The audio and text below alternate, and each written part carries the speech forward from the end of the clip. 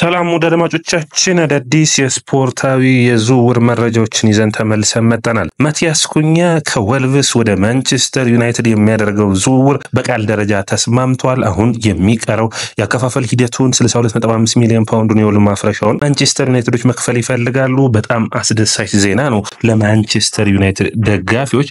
እንግዲህ ማንቸስተር ዩናይትድ ካሉበት ብዙ ሁኔታዎች አንጻር የመጀመሪያ ተቀዳሚ አድርጎ ያሰበው በተለይ በግራ መስመር የ10 ቁጥር ሚናውን የሚሸፍነው ማቲያስ ኩኛን ማምጣት ነው። ቸልሲዎች በማርክ ጉይ ጉዳይ ላይ አሁን በአውሮፓ ቻምፒዮንስ ሊግ ተሳትፎን ማግኘታቸውን ተከትለው የሚያደርጉት ዝውውር የሚጠበቅ ነው የሚሆነው።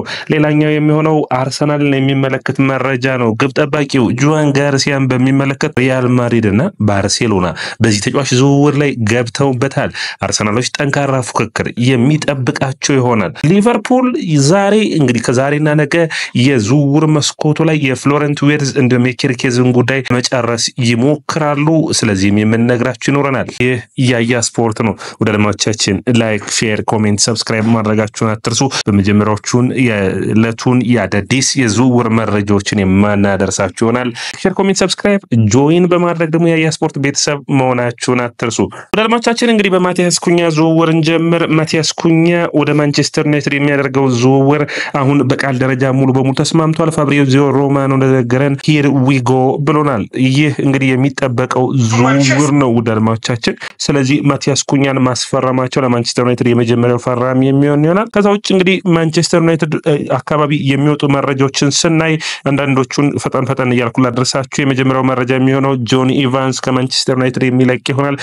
ከ1973-74 በኋላ በሰር አሌክስ ፈርጉሰን ስር ያልሰለጠነ ተጫዋች ያለበት ስብስብ ይሆናል። ረጅም ዓመታትን በሚባል ሂደት ነው።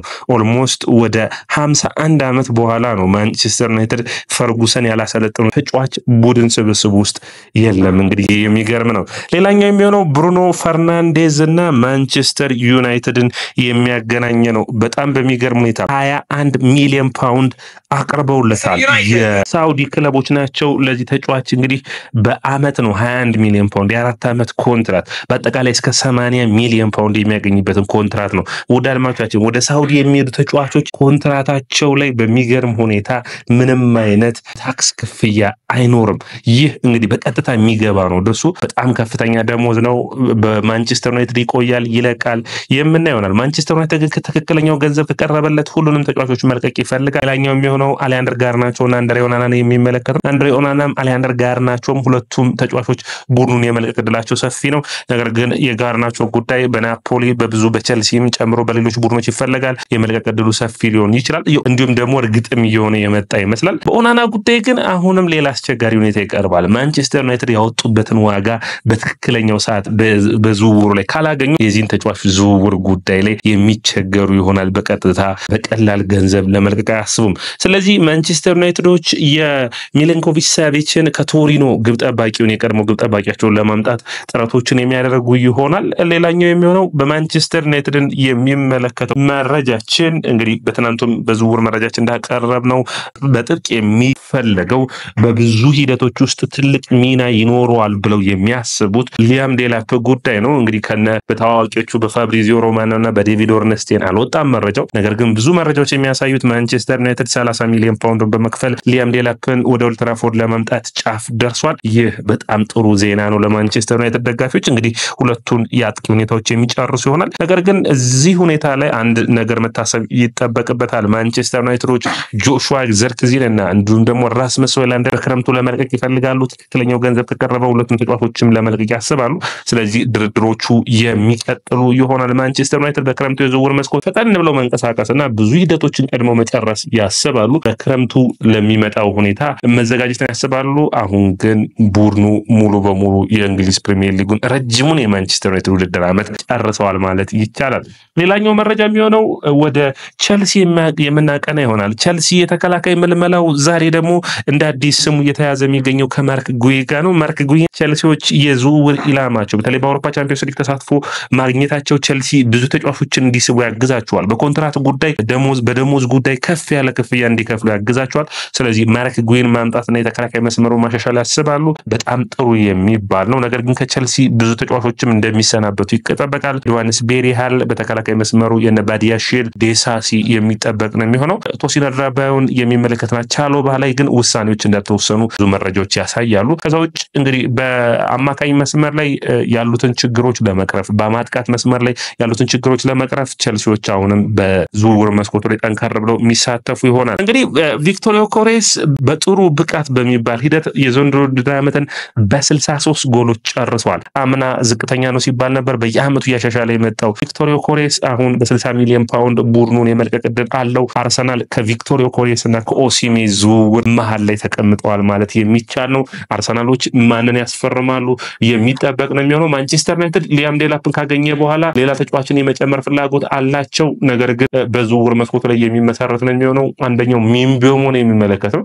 አርሰናልና ማንቸስተር ዩናይትዶች በዚህ ተጫዋች ጉዳይ ተፋጠዋል። ሚንቤሞን አርሰናል ይፈልጋል። ነገር ግን ማንቸስተር ዩናይትድ ይህንን ተጫዋች ለማሳመን ጥረቶችን በሚገባ እየሰራ ይገኛል። አርሰናሎች ገፋ ብለው እንዳልሄዱ ብዙ የዝውውር መረጃዎች ያሳያሉ። ሌላኛው የሚሆነው እንግዲህ በጣም በሚገርም ሁኔታ የሚሎስ ኬርኬዝ ጉዳይ ነው። ትናንት እንግዲህ ለበርንማውዝ የመጨረሻ ጨዋታውን ካደረገ በኋላ በሚቀጥሉ ሳምንታቶች ምን እንደሚፈጠር አላቅም በማለት አስተያየቱን ሰጥቷል። ነገር ግን ይህን ተጫዋች በግል ጉዳይ ከሊቨርፑል ጋር ተስማምቷል። አሁን የቀረው ሊቨርፑል እና በርንማውዝ የሚያደርጉት ድርድር ነው። በመጨረሻ ጊዜ የሊቨርፑልን በመልቀቅ ወደ ሊቨርፑልን የሚቀላቀል ይሆናል ተብሎ ይጠበቃል። የፍሎረንት ዊርትዝ ጉዳይ በግል ጉዳይ ተጨርሷል። ቅዳሜ ዕለት በሚገባ ድርድሮችን አድርገው ነበር። ነገር ግን በድርድሮቹ መጨረሻ ሂደቶች ላይ ነበሩ። ነገር ግን እሁድ የሊቨርፑል የዋንጫውን ማሸነፍ ድሉን ስለሚከበር ብዙ ዝግጅት አልነበረም። ስለዚህ ተመልሰው እንግዲህ አሁን የሚገናኙበት ጊዜ ሰኞ፣ ማክሰኞ፣ ሮብ የሚጠናቀቅ ይሆናል ይህ ዝውውር ተብሎ ይጠበቃል። በኮንትራቱ ጉዳይና በከፋፈሉ ሂደት ጉዳይ ድርድሮቹ እየቀጠሉ ይገኛሉ። ሌላኛው እንግዲህ የሚመለከተው አርሰናልን በሚመለከት ነው። ዋን ጋርሲያ አርሰናል ግብ ጠባቂው ሁለተኛ ግብ ጠባቂ ይሆናል ተብሎ የሚጠበቀው በጥብቅ ሲፈለግ የነበረው ይህ ግብ ጠባቂ ጉዳይ አሁን በጣም በሚገርም ሁኔታ ማድሪድ እንዲሁም ደግሞ ባርሴሎና ገብተውበታል። ሁለቱም ቡድኖች ለዚህ ተጫዋች ኮንትራት ማፍረሻውን መክፈል ይፈልጋሉ። አርሰናልን ፍላጎት አለው። ነገር ግን አንድሬ በርታ በግብ ጠባቂ በሁለተኛ ግብ ጠባቂ ላይ ከፍተኛ ገንዘብ ከማውጣት ይልቅ አርሰናል በሌሎች ቦታዎች ላይ ከፍተኛ ገንዘቦች እንዲያወጣ ይፈልጋሉ። ስለዚህ ይህ የሚጠበቅ ነው የሚሆነው። በአርሰናል በኩል እንግዲህ ዛሬም በአዳዲስ ስሞችን የተያዙ ከሚገኙት ውስጥ ኬረም ሚቱማ አንዱ ነው። በሚቱማ ጉዳይ እንግዲህ ብዙ ክለቦች ይፈልጉታል። ማንቸስተር ዩናይትድን ጨምሮ ሌሎች ቡድኖችም ይፈልጋል። ነገር ግን ተጫዋቹን በማሳመን ቦታው ላይ አርሰናል ጠንካራ ብሎ እንደሚሄድ የሚጠበቅ ነው የሚሆነው። አስቶን ቪላም የዋን ጋርሲያ ፈላጊ እንደሆኑ መነሳት ይጠበቅበታል። መድፈኞቹ የመጀመሪያ ስራቸው የሆነው እንግዲህ የቶማስ ፓርቲን ኮንትራት ማራዘም ነው። እሱ ላይ በሚገባ ስምምነቶች አሉ። የመጨረሻ የሆነውና ፊርማውን ማስቀመጥ ግን እንደሚቀራቸው የሚታወቅ ነው የሚሆነው። ቸልሲ በዝውውር መስኮቱ ላይ ከፍተኛ የሆነ ተሳትፎ እንደሚያደርግ የሚጠበቅ ነው የሚሆነው።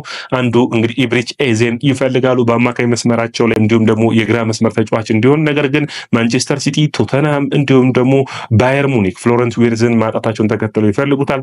አርሰናል የዚህ ተጫዋች ፈላጊ ነው። 60 ሚሊዮን ፓውንድ ክሪስታል ፓላስ ከዚህ ተጫዋች ይፈልጋሉ። ትሬንት አሌክሳንደር አርኖልድን በሚመለከት እንግዲህ ዣቪ አሎንሶ የሪያል ማድሪድ አዲሱ አሰልጣኝ ሆኖ ተቀጥሏል። ስለዚህ አርኖልድን ለክለቦች የዓለም ዋንጫ መውሰድ ይፈልጋል። ይህንን ተከትሎ 5 ሚሊዮን ዩሮ ለሊቨርፑል በመክፈል ይህንን ተጫዋች እንግዲህ ለቀረችውን ትንሹን ኮንትራት ማፍረስ ይፈልጋሉ። ወደ ክለቦች የዓለም ዋንጫ ይህንን ተጫዋች ይዘው መሄድ ያሰቡበት ይገኛሉ። ኦልሞስት ሙሉ በሙሉ ተጠናቋል። አሁን የሪያል ማድሪድ ይፋዊ ተጫዋች መሆኑን ተረጋግጧል ማለት የሚቻል ነው የሚሆነው። አርሰናል የመስመር ተጫዋቾቻቸውን አሁንም ፍላጎት አላቸው። ነገር ግን የበርታ እንዲሁም ደግሞ ጥሩ የሆኑ የማይክል አርቴታ ድርድሮች የሚጠበቁ ነው የሚሆኑት። ራፋኤል ሊያውን ይፈልጋሉ።